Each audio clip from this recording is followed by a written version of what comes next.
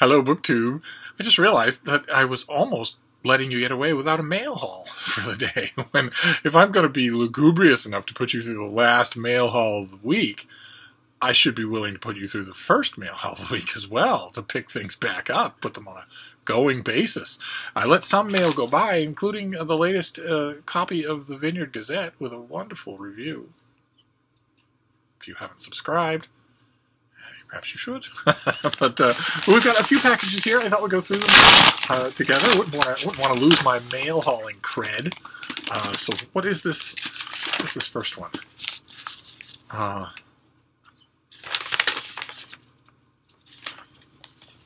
Okay. Okay. All right. This is In Half, a novel by Jasmine Freile. Kind of nice looking thing, isn't it?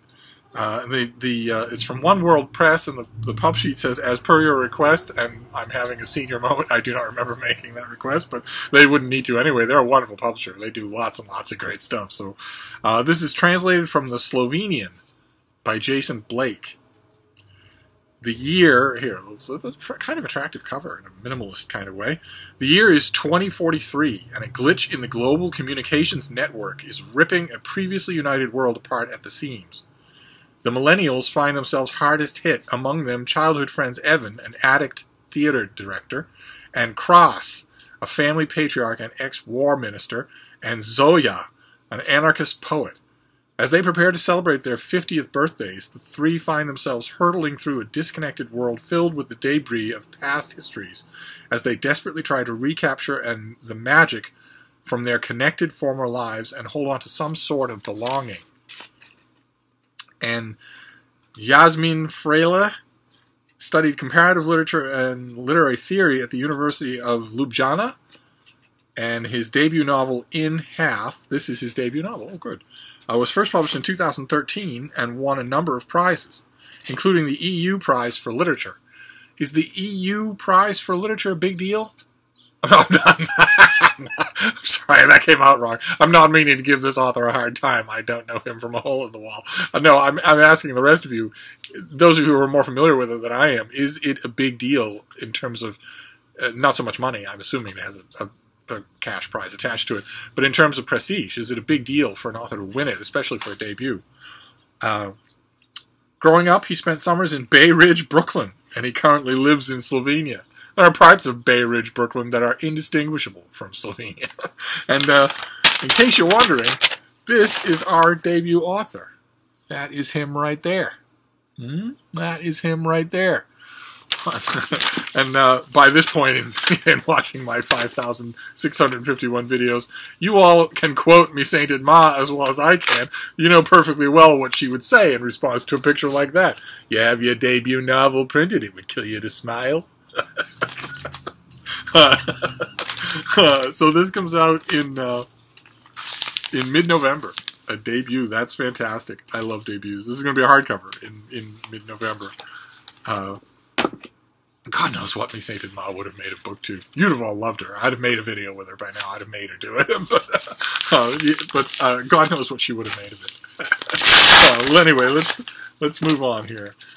Okay, this next one is from Bloomsbury. Comes out in February.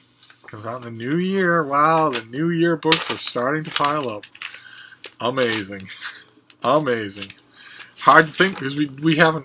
The summer is long from over. The autumn has not a hint of it yet. Hurricane season here in the Northern Hemisphere has barely begun to really ramp up. Just it's weird to think that of all the things that could happen between now and then. But this is by Mark Mayer. And it's a collection of short stories called Aerialists, and it has a cover blurb from Marilyn Robinson, no less. Good Lord. That had to have been cause for champagne corks popping when the author found that out. Let's see here. Welcome to the surreal and sublime human circus of Mark Mayer's Mishner Copernicus winning debut Aerialists. Oh, this is another debut. Son of a gun. I don't know what Mishner Copernicus winning is. Is the Mishner Copernicus an award? And if it is, What on earth are those two names doing together? What kind of an award could it be if it's named after an absolutely indefatigable hack and a path-breaking scientist? This is a fiercely inventive collection of 9 stories in which classic carnival figures become ordinary misfits seeking grandeur in a lonely world. Under the luminous tent of Mayer's prose, we meet an unforgettable caravan. Okay. Might want to switch to decaf there, okay? A heartsick boy finds a new mentor in a tough-talking female bodybuilder. A Navy recruit grapples with the impending loss of his childhood by building an exact replica of his neighborhood in code. With the help of a flatulent dog. Used to have one of those. With the help of a flatulent dog, a boy tries to reunite his parents. A wilderness expert tries to seduce his love interest with the promise of showing her an elusive mountain lion. Okay, those are all those premises anyway are arch and very precious. So once again, as in all cases, this will entirely come down to the skill of the execution. But the tone of the summaries leads me to suspect an MFA. The MFA programs now proliferate. They are everywhere. Your local community college has one, I guarantee it. And I'm not the first person to point out that this is starting to develop a breed of fiction that shows the breed characteristics, like in the AKC dog book for workshop fiction. You know, some people who do nothing but the made-up stories have a finer ear than I do and can actually start to pick out schools of MFAs, which, I'm reading just the back of the book. I suspect this is, and then they'll name a group of connected MFA programs that it had to come from, and they'll almost always be right. I can't do that, but I still suspect. Let's read a little about Mark Mayer, shall we? His stories have appeared in Granica, the Colorado Review, the Mid-American Review. He has an MFA from the Iowa Writers Workshop in Iowa City, Iowa. The Iowa Writers Workshop. A great place once upon a time, and a great city. Great little city in Iowa. Where he was a teaching writing fellow and won the Prairie Lights Prize for both fiction and poetry. Prairie Lights is an incredible independent bookstore in Iowa City. An institution in its own right, apart from the university. He spent 2 years at Cornell College's Center for the Literary Arts as a writer in residence, and he lives in Denver. Wow, okay, so not just an MFA, but the greatest MFA program of them all. So, all right, well, we shall see. That's both good and bad. I mean, MFA, I should say good and potentially bad. The potential bad is that MFAs tend to mow the lawn they are tending. So there's much of a muchness, there's much of a sameness to the people who come down the endless conveyor belt of the endless number of MFA programs all over the world. There's much of a muchness. It has been my experience in reading the end products of those programs that they tend to regularize irregular features rather than celebrate them. I think because most MFA programs work, certainly Iowa does, on a very business-like model. They tell you, yes, well, you're paying this much money, you have to do this much work, but we want you to publish. We're with you to the end of the process. We're not just going to turn you loose with a useless degree and wave bye-bye from the dock. We'll help you the whole length of the way. So, consciously or unconsciously, en masse or individually, MFA programs tend to bend towards the commercial, which produces the sameness in their results. That is the potential bad of something like Aerialists. And the good is that the bigger MFA programs, the famous ones, the really prestigious ones, and none is bigger or more famous or more prestigious than Iowa, have a brand to protect. It's as simple as that. I don't know that I like that it resolves to that, but it's as simple as that. They have a brand to protect. It's going to be on the dust jacket of every copy of this book everywhere in the Western world. This guy is a graduate of Iowa and taught there.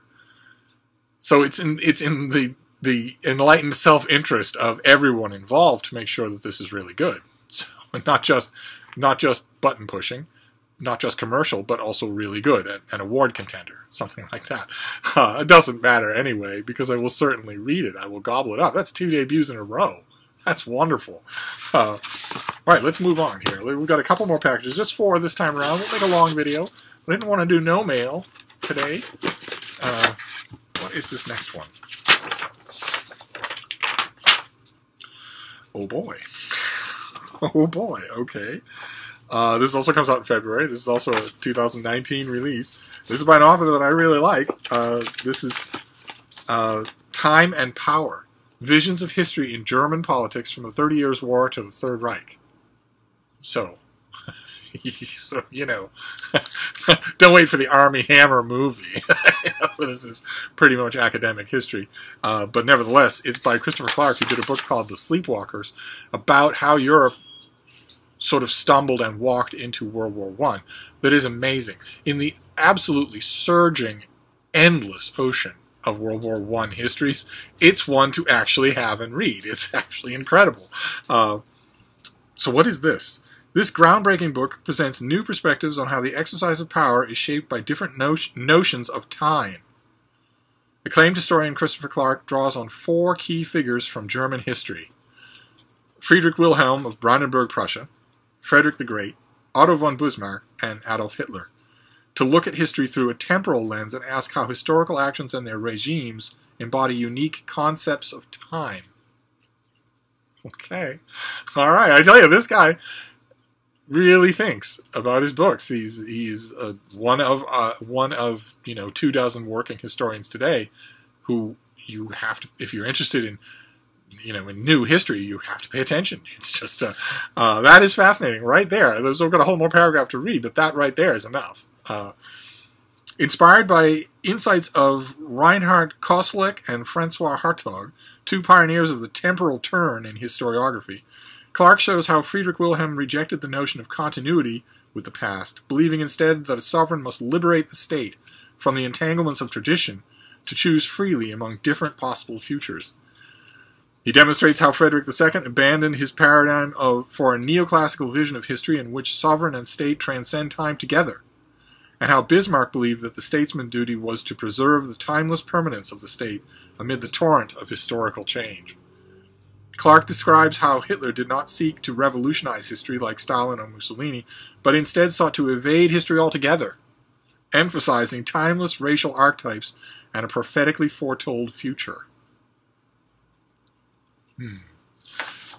To evade history altogether. That is interesting.